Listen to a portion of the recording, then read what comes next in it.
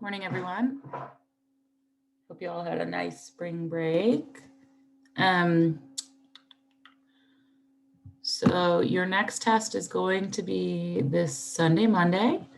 It will include the last two chapters and then this chapter, the chapter this week, which is acids and bases and equilibrium, which will be similar in concepts and to some extent to solutions, because most acids and bases are presented to a chemical reaction as a solution.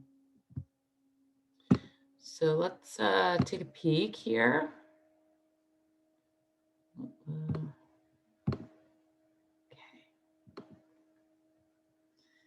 So acids, bases, and equilibrium. Let's talk about what is classified as an acid or a base. The term acid comes from the Latin word acidus, which means sour. So usually things that taste sour are acidic. All the things over here on the right, all these pretty citrus, those are all acidic, right? They have different sorts of acids in them. Citric fruits are sour because they contain acids. We have a couple different definitions of an acid, or like how we would classify something as an acid. The simplest definition is the Arrhenius definition of an acid. All right, this covers the least amount of acids. So in the Arrhenius definition of an acid will be classified as anything that when it dissolves in water, it's going to produce H pluses. Okay, if it does that, it's an acid. So I've got this over here, which is sort of like our classic acid, HCl. I don't know why they're saying it's a gas. This should say aqueous. Oh, I guess they're adding it to liquid. Okay, yeah. So we take our hydrochloric acid, we add it to water, and look what happens. The H and the Cl pop off, right? And now we've got this H plus floating around solution.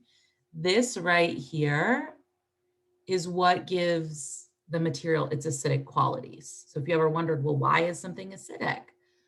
It's because it's got this H plus here. Why does it taste sour? Because these little H pluses are hitting receptors on your tongue. Note that this is also an electrolyte solution, which means when you put an Arrhenius acid in water, it will form ions and you can conduct electricity. Some other things, it turns blue litmus paper red. I'm like not going to test you on that, so don't stress too much about that. It corrodes some metals. That definitely happens. Not all metals corrode from acid, but a lot of them do. So when naming an acid, first we need to determine, is the acid a binary acid or an oxyacid? A binary acid is going to be an acid where it's just hydrogen combined with like one other thing, one other like nonmetal, okay? So simple ones. An oxyacid is when you have the hydrogen and it's combined with some sort of polyatomic ion that has oxygen in it, right? That's the more complicated one. So if it's the simple one, like HCl or HBr or HI or HF, the way we name those is we're going to use the prefix hydro. We're going to base take the root of the whatever the chlorine or the secondary thing is, the nonmetal, and we're going to ick it. And then we say acid. Okay, so this would be hydrochloric acid. If this was HBr, this would be called hydrobromic acid. All one word, except for the acid. But this part gets smushed together, okay? The hydro and the bromic. If it was HI, it'd be hydroiodic acid, hydrofluoric acid, right? So pretty simple there. If it is hydrogen combined with a polyatomic ion, we don't use the hydro, all right? So get rid of hydro. We're just going to take the name of the polyatomic ion, and if it is an 8, is an ATE, you're going to change it to ick. You can remember that by thinking, I ate something icky. So it's going to be ick acid. If it's ate, it's ick acid. If it's ite, it's going to be us acid. Okay. So this right here is a polyatomic ion called chlorate, ATE. If I add a hydrogen in the front there, that becomes chloric acid. 8 becomes ick. Okay. This one over here, how does this differ from this? It's just decreased by 1 oxygen. Remember, our 8s have 1 more oxygen, our ites have 1 less oxygen. So we would call this thing chlorite. ClO2 minus is chlorite. Ite becomes us, or us acid. Okay, so if I have ClO2 minus and I put a hydrogen in the front of it, I can call this chlorus acid. 8s become icks, ites become us. That works for any polyatomic ion. So if instead I had sulfate, SO4 2 minus, and I made it into an acid, I'd have to put 2 hydrogens on the front because it has a 2 minus charge. So it would be H2SO4. This would be called, well, this is sulfate, right? So 8 becomes ick. This would become and this is really this one's kind of an exception, sulfuric. They use the whole sulfur. A lot of times sulfur, they use the whole name. So it'd be sulfuric acid.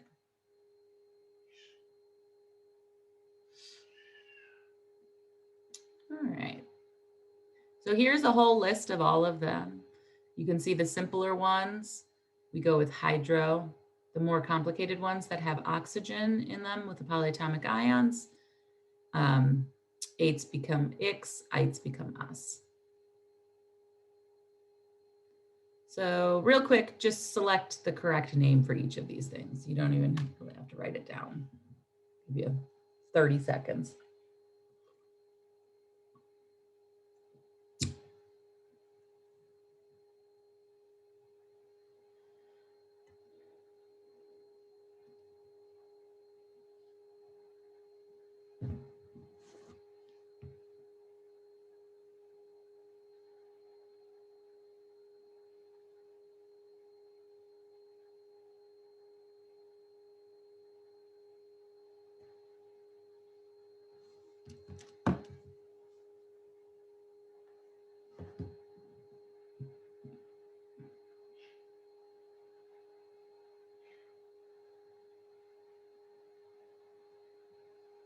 Okay, so this first one, this is a simpler one. It's a binary acid, binary because it's just 2 things.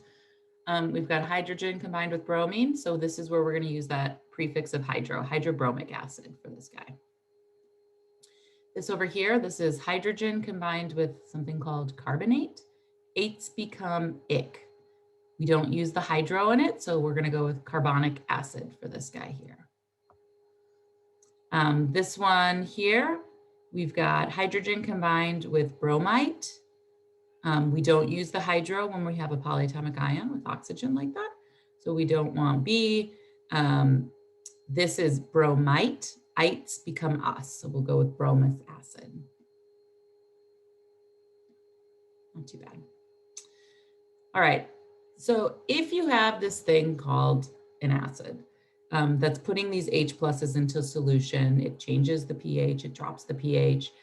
We have to have something that counteracts that. Otherwise, our entire world would be acidic, right? Everything we are living in would be acidic in nature. So we have this thing called a base. And in the Arrhenius definition of a base, this is, again, a really simple definition. This definition misses a lot of things that actually have basic properties.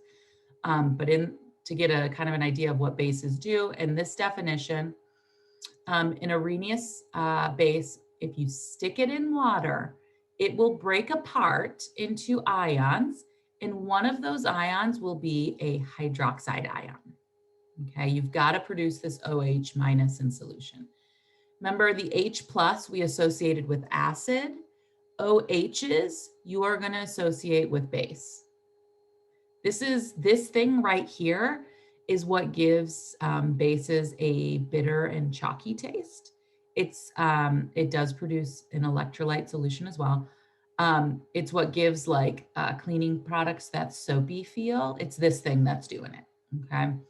And it turns litmus paper in blue and phenolphthalein indicator pink. Okay, right, those I'm not so stressed about. But really it ends up being some sort of ionic compound, some sort of metal mixed with OH. It dissociates and you get Na plus, and then you get, this is the magic right here, this OH minus. Now, H plus is our acid, right? That's what we're considering our acid thing. What if I mix it with a base, which is OH minus, right? That's the magic thing. The other stuff is just like the delivery system. Like in this here, the sodium is just delivering the important thing, which is the base. So if I have H plus and I have OH minus, what happens when we mix those together? We get H2O. This is my acid. This is my base, and I end up with water. That's a neutralization reaction in a nutshell. It's taking something acidic with something basic and you're neutralizing it. So how do we name Arrhenius bases? It's pretty easy because they are just ionic compounds with hydroxide. So this would be sodium hydroxide. This would be potassium hydroxide, barium hydroxide, and aluminum hydroxide. You should actually already know how to name all those currently because it's just metal, non-metal stuff.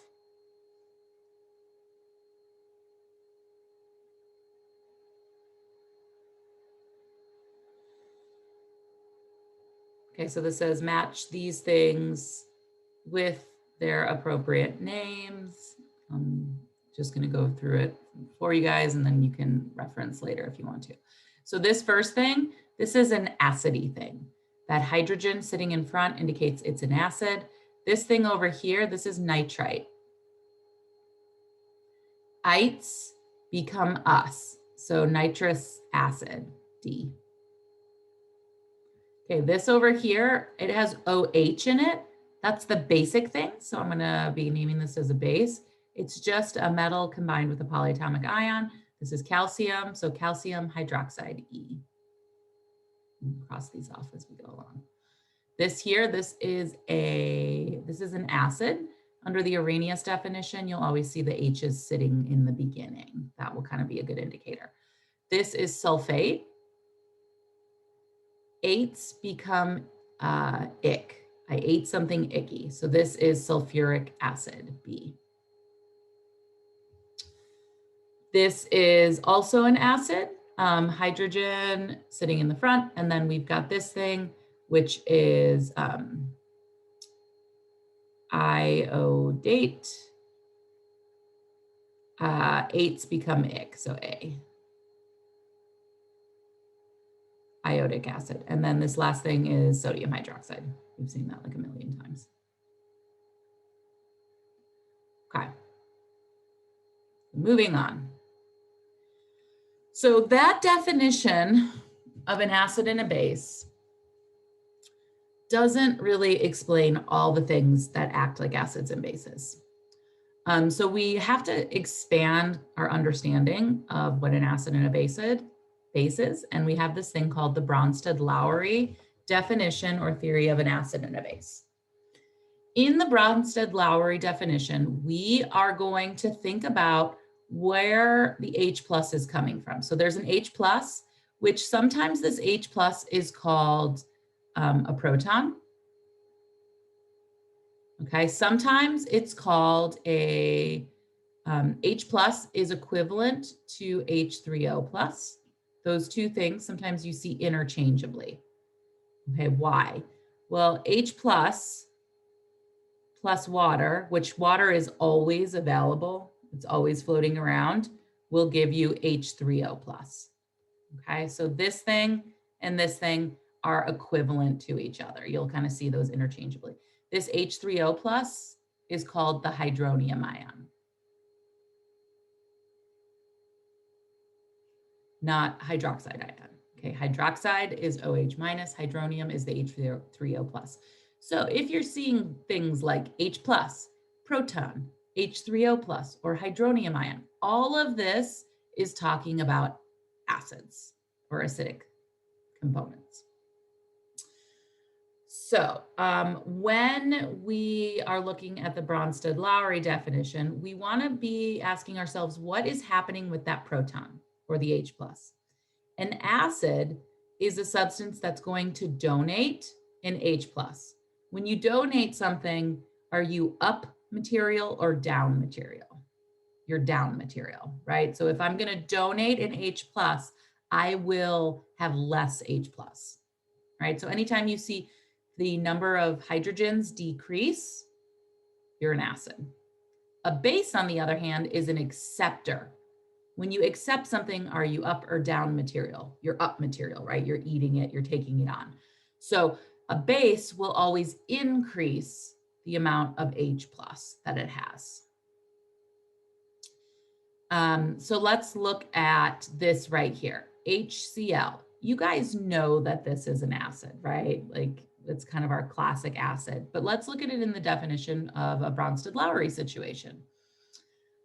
When I take this H+ and I put it in water, what happens to the H+, the HCl+?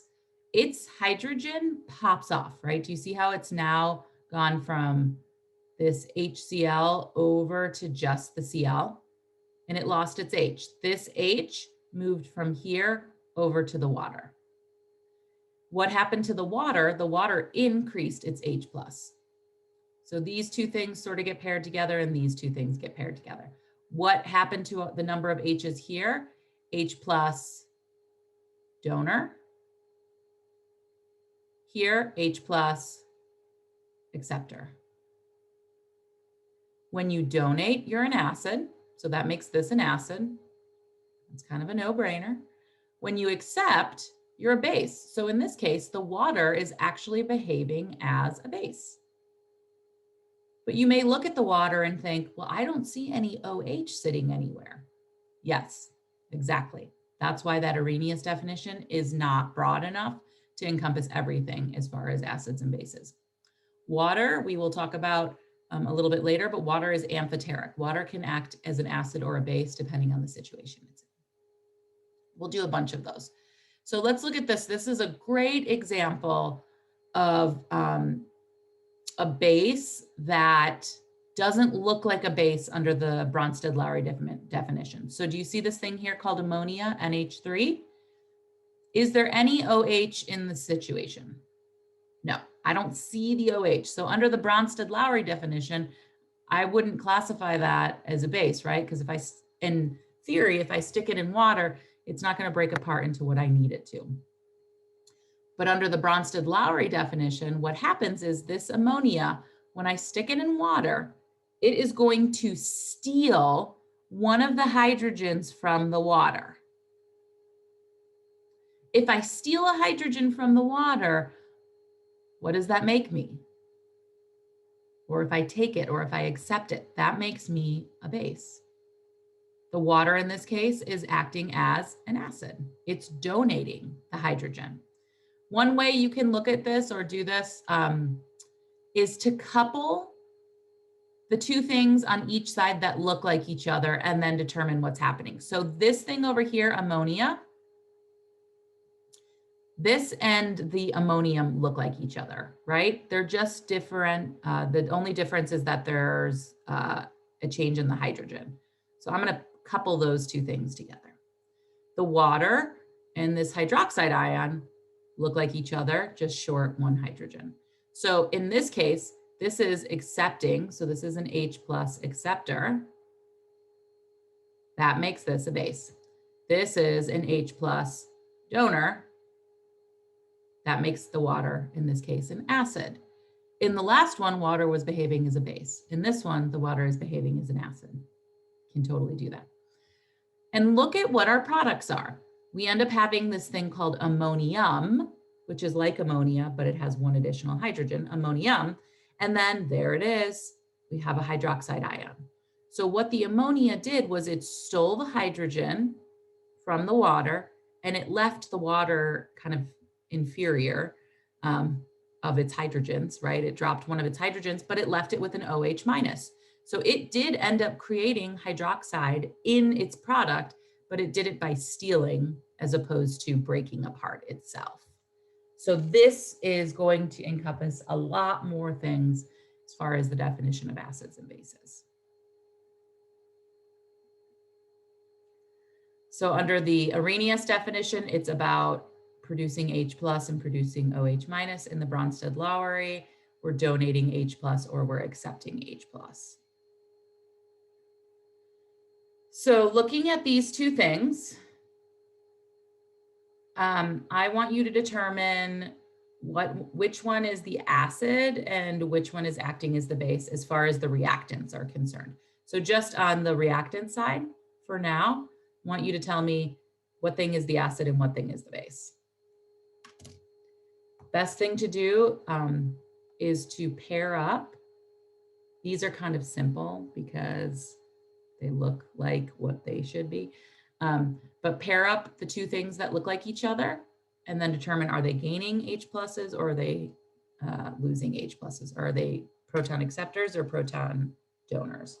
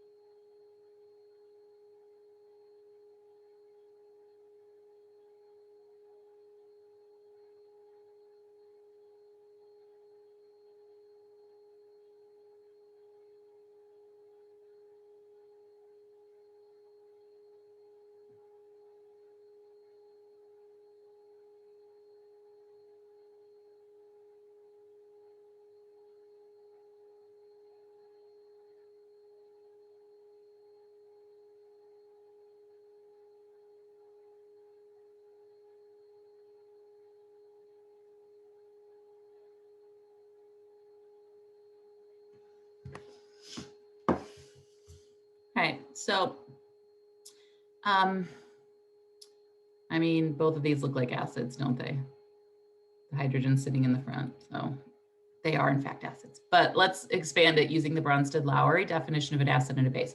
So take whatever the two things are and pair them with their buddies on the other side. So this guy looks like this guy, right?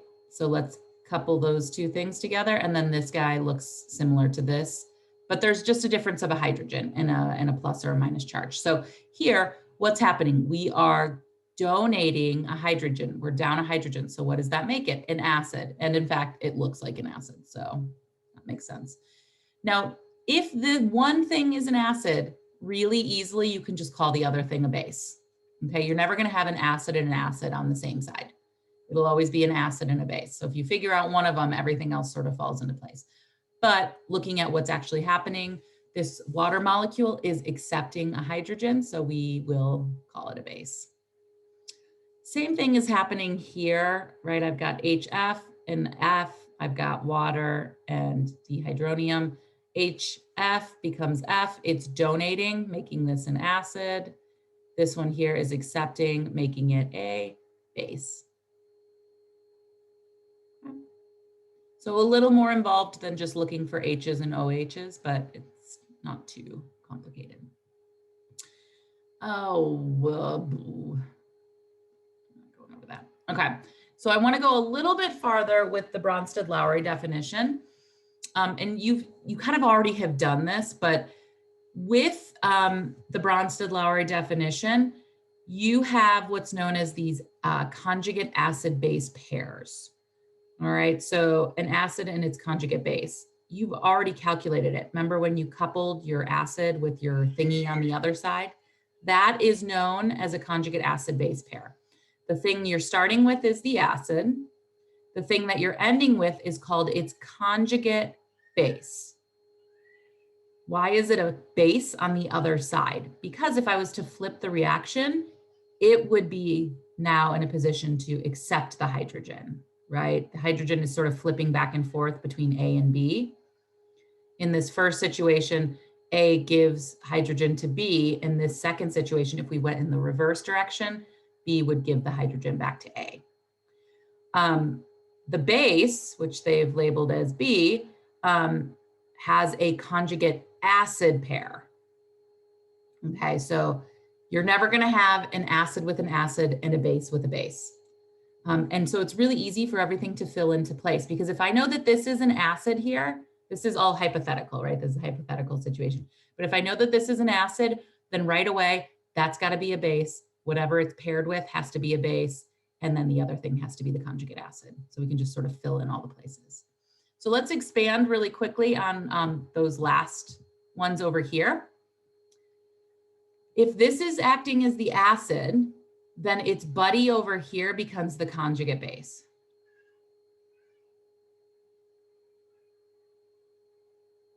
Where am I? Base. If this is the base, this partner over here becomes its conjugate acid. Right, so this pairs with this pairs with this. Same thing here. If this is the acid, its buddy on the other side has to be the conjugate base. If this is the base, its buddy has to be the conjugate acid. We will never have acid with conjugate acid. We won't do that. So this conjugate acid and this conjugate base thing, let's actually write the equation going the other direction. You see how there's these double arrows? So if I went back in the other direction, it would look something like this. H3O plus, this thing here, plus F minus gives me HF and H2O. Pair them up, this and this, this and this. This is donating, so this is an acid. This is accepting, so this is a base, right? And then this thing would become its conjugate acid, and this would be the conjugate base. So you can flip them. The word conjugate only ends up on the product side, okay? So I wouldn't start and say that this HF is a conjugate acid. We just call that the acid. The conjugate definition gets put on the product side.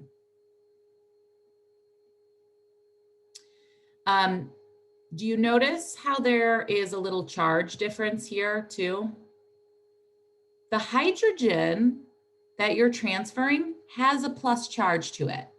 So it's going to change the charge of whatever it's attached to. So here I have an acid that has, in this case, like a neutral charge. If I'm losing the H plus, that means my charge is going to go down by 1. Okay, I'm losing a positive charge. So I have to not only rip the hydrogen off, I have to drop the charge. Same thing applies to the base. If the base is going to accept an H plus, what has to happen to its charge? Its charge has to increase by a +1. So with conjugate acid base pairs, make sure not only are you shifting where the hydrogen lies, but you're also changing its charge. If you're losing a hydrogen, you drop the charge. If you're adding a hydrogen, you increase its positive charge. And we'll play around with that.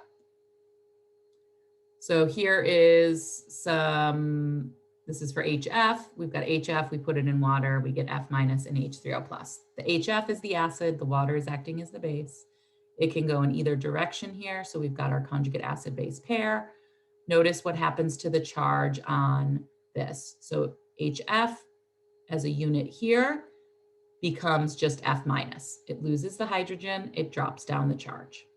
The water becomes H3O plus. It added a hydrogen and it increased its charge by a plus because it's a proton, has a positive charge. Whoop, I don't know what happened there. Okay. So let's look at another one here just to get it in there, and then I want you guys to practice a couple. So here's our ammonia. This is the base. Here is its conjugate acid. The water in this case is acting as an acid. Here's its conjugate base. Look what happens to the formula. Here it's NH3 with a neutral charge. If we're a base, we're gonna add a H plus. So my hydrogen number has to go up. Now it's NH4, and my charge has to add a positive. So it's NH4 plus, actually. You guys seeing how the charge changes? Just want to make sure that you don't forget that component. Let's see what happens with the water. The water has a neutral charge. If it's an acid, it means it's going to lose an H plus. So we drop the number of hydrogens. Here we only have one hydrogen, and we also have to drop the charge down, right? Because we're losing the plus. So it becomes OH with a minus charge.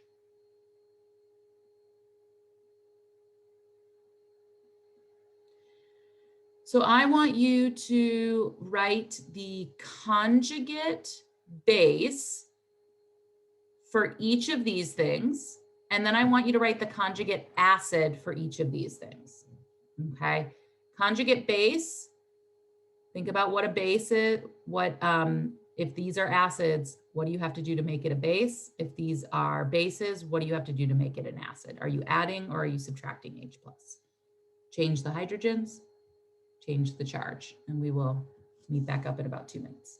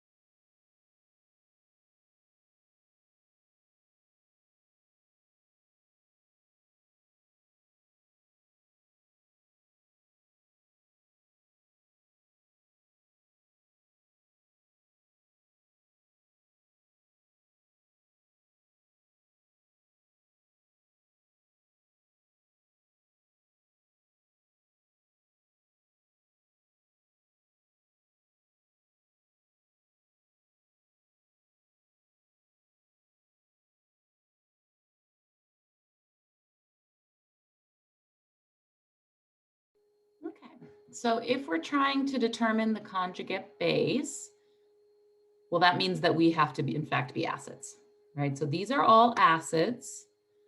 So acid to a conjugate base means we have to donate an H plus, donate an H plus. So strip its H plus off and drop its charge. All right, well, HBr is going to become just Br minus. I took the hydrogen off and I dropped the charge. Here, I'm going to take the hydrogens off one at a time because these acids are known as diprotic acids, di being two, they have two hydrogens. H's come off kind of in a row, okay? They don't come off all at once. So we'll lose the first hydrogen and then the second hydrogen. So I'm going to take just one of these hydrogens off and I'm going to drop the charge. This becomes HS with a minus charge. Because remember, you're losing a hydrogen. Hydrogen has that plus charge. This is also a diprotic acid. So I'm going to take one hydrogen off and I'm going to drop its neutral charge down to a negative. So this becomes HCO3 with a minus charge. We've got to do the opposite here. Here we're trying to write the conjugate acid. That means that these are each bases. I need to accept H+. So in order to accept H+, I just got to shove it on there. So let's add a hydrogen, H, and the hydrogen will be written usually in front unless there's something like this. HNO2. What needs to happen to the charge? We need to add a positive charge. So in this original situation with the nitrite, we had a minus charge. The hydrogen will neutralize that minus charge. So we have a 0 charge. What about this thing here? This is ammonia. I have to add a hydrogen. So this becomes NH4. My charge originally was neutral. I need to add an H, I need to add a plus. So my new charge will become positive, NH4 plus. This last one here, okay, I've got two H's now, and my charge was negative. I want my charge to become neutral. So this is going to be OH2 with a neutral charge. I don't like how that's written. I'm going to write it as H2O. Okay, it's water. Any questions on how you can derive the conjugate base or the conjugate acid from what it's originally starting with? If it's a conjugate base, strip the hydrogen, drop the charge. If it's a conjugate acid you're looking for, add a hydrogen, bump up the charge.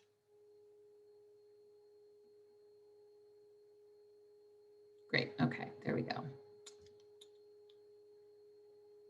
So looking at these, I want you to tell me which one of these is a correct acid-base conjugate pair. Some of them are not. Some of them make no sense whatsoever under the Bronsted-Lowry. So which one of these would make sense as far as pairing on the reactant and the product side and are separated just by a hydrogen? I'll give you just a minute for that.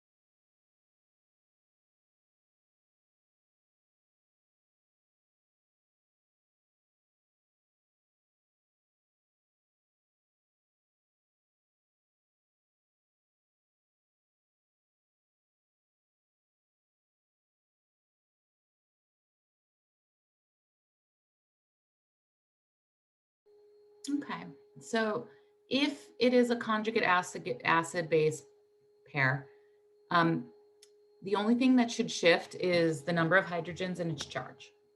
If you're seeing other things changing, we don't like that, okay? And it's only by one hydrogen. So here, this first one, HNO2, NO2. We are down one hydrogen and our charge changes. This is definitely good. We like that. This one here, H2CO3 to CO3 with a 2 minus charge.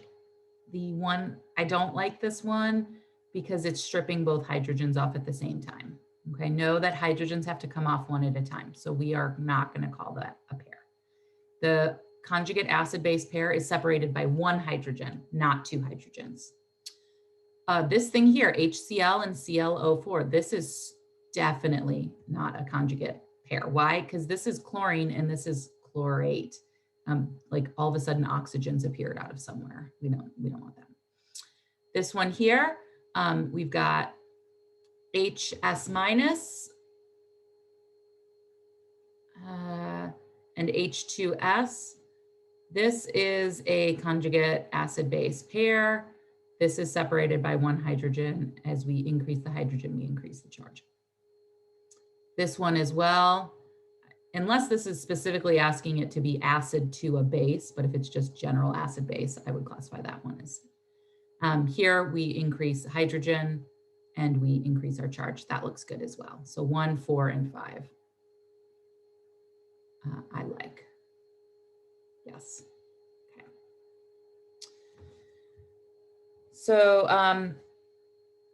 guide to writing conjugate acid-base pairs. Identify the reactant that loses the H+, identify the reactant that gains the H+, write the conjugate acid-base pair. So I want you to look at this formula. I want you to tell me what is the acid and the base on the reactant side, and then couple it with its conjugate acid-base pair on the product side. Just a minute for this.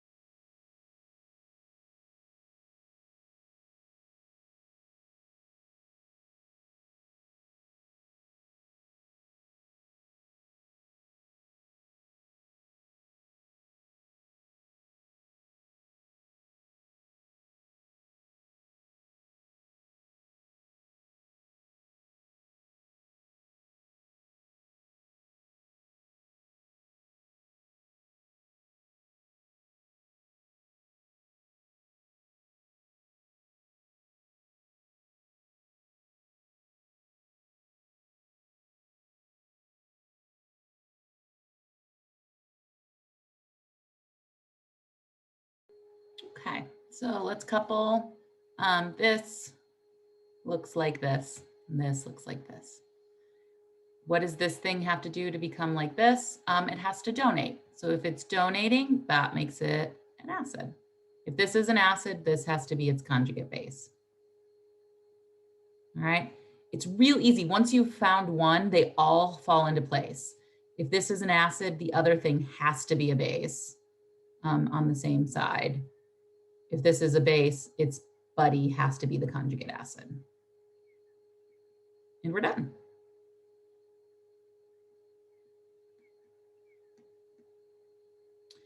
Okay, so moving on from our acid and base definitions, hopefully we now can identify acids and bases a little bit better. I want to talk about the strength of an acid and a base. So when I say something is a strong acid or a weak acid, what does that mean? So it doesn't mean like, oh, a strong acid is something that like is going to burn your skin, or a weak acid is something you can ingest. It's not a problem. It has to do with how much it dissociates in water. So a weak acid will only partly dissociate in water. And when I say partly dissociate, I mean break apart into those H pluses. So with a weak acid, you don't get quite as many H pluses in solution. Hydrofluoric acid is a perfect example of a weak acid. So here is a strong acid. One example of a strong acid, hydrochloric acid. Oh yeah. When it gets dropped in water, it 100% ionizes. And when I say ionizes, every single hydrogen and every single chlorine are going to break apart, okay? One way to note that is, do you see how the arrow is going in just one direction here? It means that this reaction is just bam, it's moving that way. We're not recombining to form any HCl's. We are going to totally break apart into that acidic hydronium ion and the chlorine. That's different from what is happening with a weak acid. In a weak acid, the dissociation is only slightly happening in water. So what will happen is, here I've got carbonic acid. When I put it in water, some of it breaks apart into that hydronium ion and the conjugate base. Some of it though, do you see how the arrow is a double arrow here? So two arrows.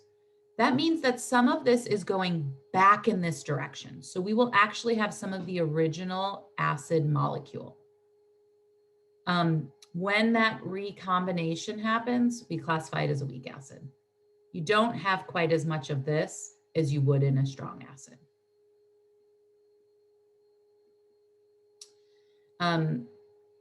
So here is another strong acid, HI. In that case, HI is what we call the molecule, right? The molecule of the acid. It completely dissociates into the ions. So the final product is a whole bunch of this and this. In a weak acid, like hydrofluoric acid, it will, what is our final product? Well, we actually end up with quite a bit of the molecule, the HF, and a little bit of the things that have broken apart. All right, so some of the original, a lot of the original molecule actually, and then a little bit of the products, so that double arrow. How do you classify strong acids and weak acids? It's just something you have to memorize, all right? Or you have a chart reference. There are 6 common strong acids. If you know these 6 common strong acids, just assume everything else is a weak acid, okay? So hydroiodic acid, HI, hydrobromic acid, perchloric acid, hydrochloric acid, sulfuric acid, and nitric acid. All of these guys are strong. Everything else is weak. So these 6 will always totally break apart in water. You get a lot of H pluses. All of these are on a scale of how much they dissociate. Some of them dissociate more than others. Water, we would actually classify as a very weak acid. You will get some dissociation, but not a lot. As you move up this chart, you get a stronger, you increase in your strength. So the hydronium ion, this H3O plus, that's almost classified as a strong acid. This is kind of the cutoff point.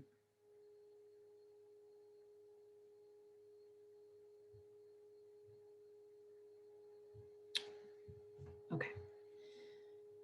So let's look at 2 hypothetical strong and weak acids. So here I've got hydrochloric acid, and here I've got HC2, what is that? Acetate, so acetic acid. Here, everything breaks apart. So do you see all these little H3O pluses? There's a lot of them, right? And remember, H3O plus is equal to or equivalent H plus. Those are talking about the same thing. So look at all those H3O pluses. Look at all that acid floating around because everything broke apart. What about over here with the acetic acid? Womp womp. There's just like one here and then one of its conjugate bases. All the other ones are staying in the molecular form. We just don't get as much H plus, weak acid.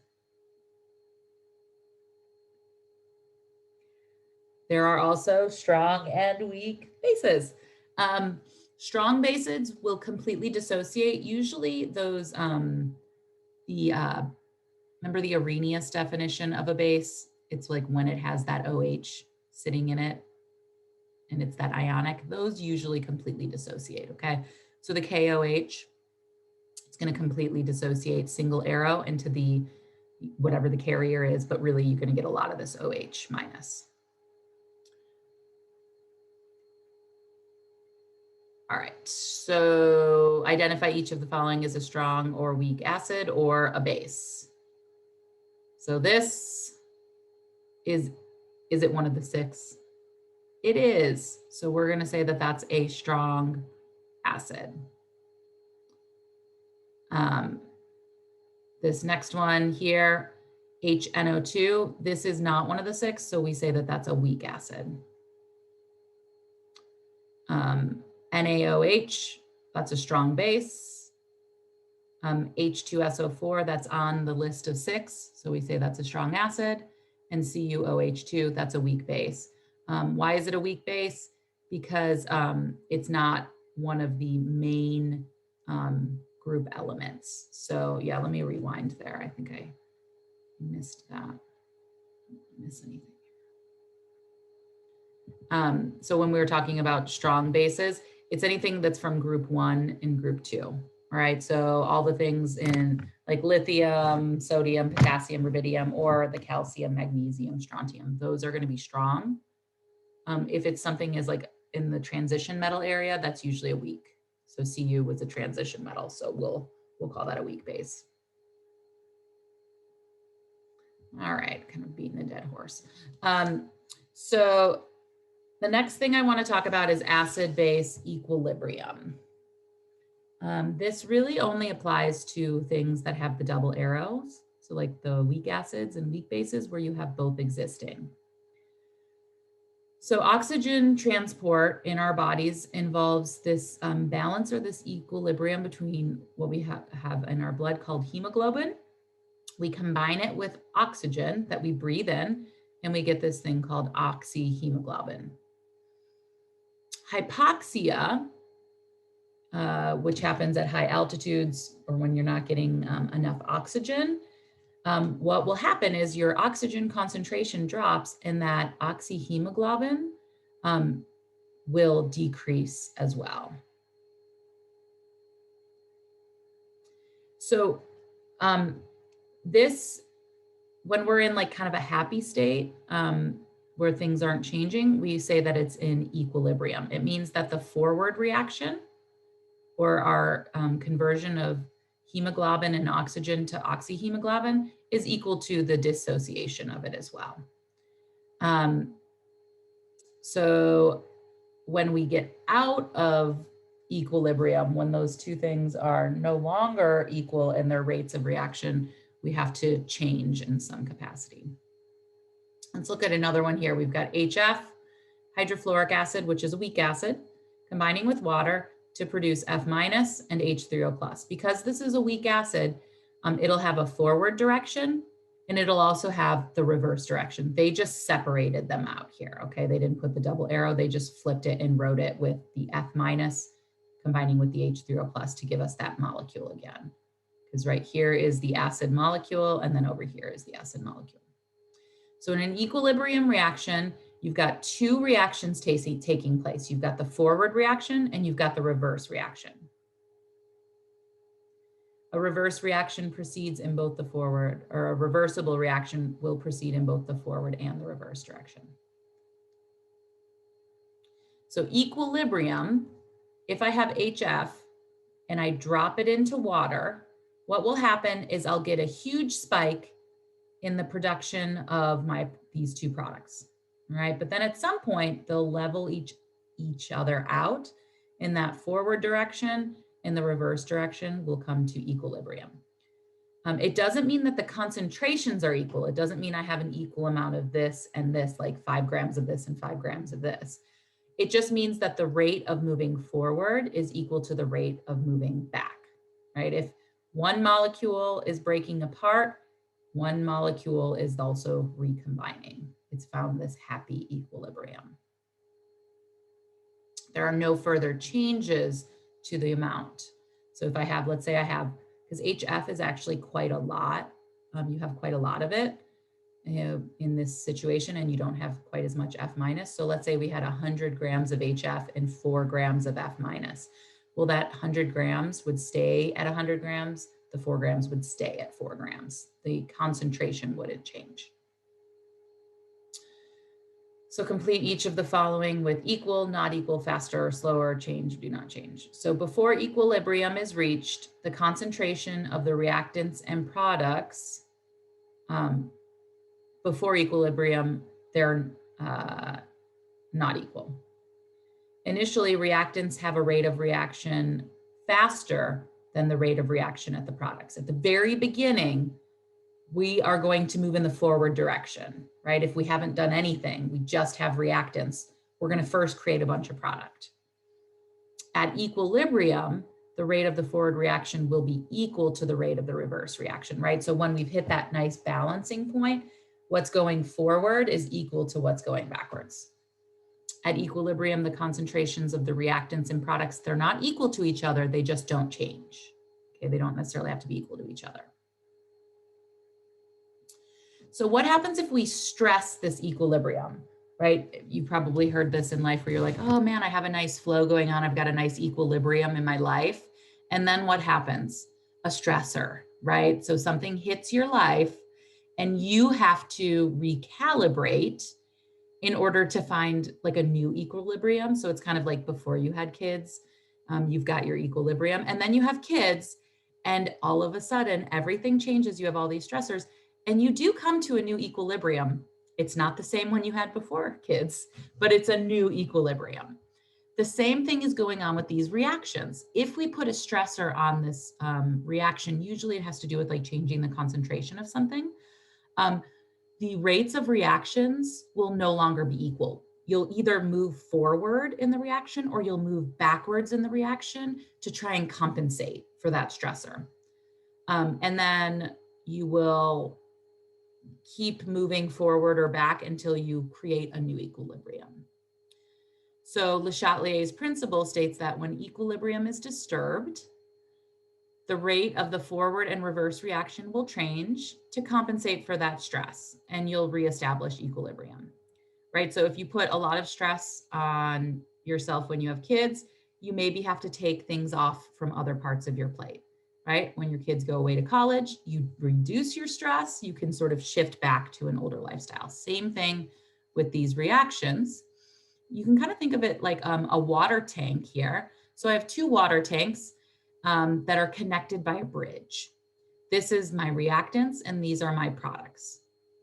When we're at equilibrium, the water tank is level because the forward flow is equal to the reverse flow. Well, what happens if we put a stressor on it? Like what happens if I dump a bunch into tank A? Is the water just going to stay like this if they're connected?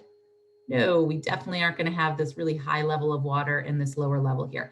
Water will rush from tank A into tank B. Or you can think of this as like the reactant, and this is the product.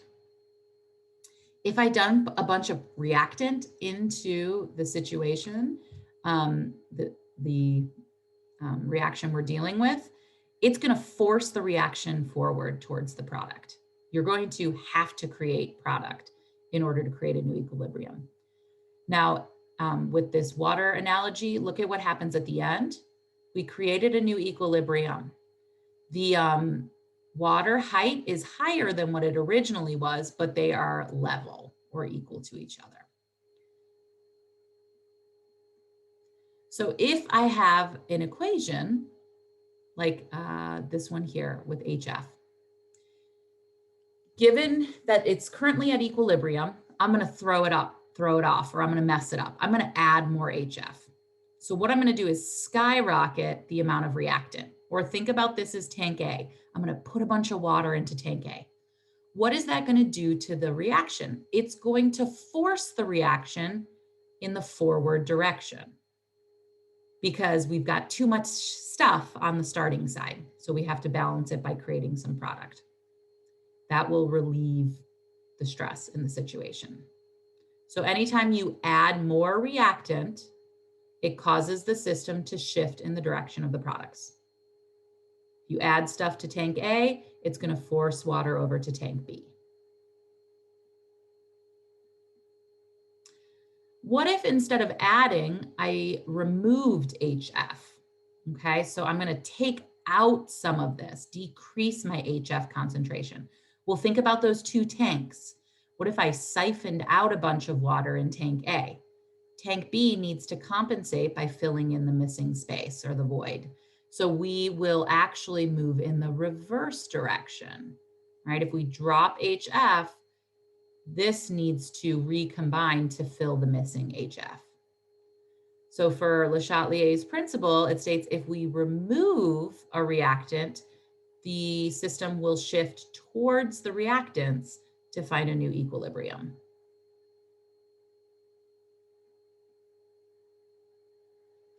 What if instead of adding a reactant, we added a product? Same thing applies. If I add this F minus, I'm going to increase this. Think about your water tanks. I'm adding water here. That's going to force the reaction in this direction, right? I've got to drop that water level back down. So if we add more product, the reaction will shift towards the reactants. I always sort of visualize it as that water tank. Doesn't give us that last slide, but what if we were to, instead of adding F, we were decreasing F or decreasing a product? You're dropping the water level in this direction. This needs to move forward to compensate for that. So here's a chart that says, like, if you're adding or removing, how it changes the rate of reaction, in which direction you would shift. I kind of just like to think of tank A and tank B with my water and then force it. Think about the water levels going in which direction. So let's look at this here. So oxygen transport includes this balanced reaction. We've got hemoglobin, it's combining with oxygen to produce that oxyhemoglobin. The oxyhemoglobin is what this is actually what transfers oxygen through our system to give us fuel for metabolizing the body and metabolization in the body. When the O2 level is high, we've got a lot of these things coming together. This is sort of our normal situation, right? Sitting in our living rooms, we have an excess amount of oxygen. If we happen to have a low concentration of O2, so let's say that this thing drops, right? Because we just aren't receiving enough oxygen. We no longer have all this happy stuff moving through our bloodstream. We're going to force the reaction back, right? It's going to try and compensate for that lack of oxygen. So now we've just got hemoglobin. Hemoglobin isn't going to do us any good as far as transporting the oxygen to the cells. So like this says at 18,000 feet, a person receives 29% less O2. That forces the reaction back towards the reactant side. So now we have less oxyhemoglobin and more of just the hemoglobin. Study check. Okay, so here's a reaction in bodily fluids. We have our carbonic acid, it mixes with water and we get an acidic solution with our conjugate base. So let's decide what's going to happen in each of these situations. What would go on if you add H2CO3? So look at the equation, find the H2CO3, increase it, and then decide, are we going to move forward towards the products or are we going to move back towards the reactants? So here's my H2CO3. If I increase this, that means this water tank increases. I need to move forward to decrease or create a new equilibrium, decrease the amount of this. So we're going to move towards the product. This next one says removing HCO3 minus. So where is the HCO3? It is important to decide where it is. Here's the HCO3 minus. I'm going to decrease that. Well, if I decrease that, I'm going to drop the water level on this side. It's going to force things to rush forward. This is also going to prefer product production. This last one here, adding H3O plus. Where is the H3O plus? It's over here. And I'm going to add or increase. That's going to cause the reaction to move towards the reverse direction or towards the reactants. And so you'll definitely want to be able to do that, right? Determining where it is, if it's going up or down, and then how is it going to affect the reaction. Okay, so we are going to stop there. We've got some more equations to play around with. Yeah, looks like titration. Okay, cool. Yeah, so we'll finish this up on Thursday. Let me know if you have any questions.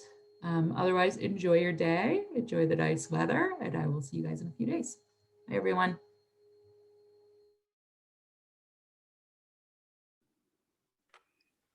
I had a question regarding what we first kind of touched on with the acid and the base, and additionally the conjugate acid and the conjugate base.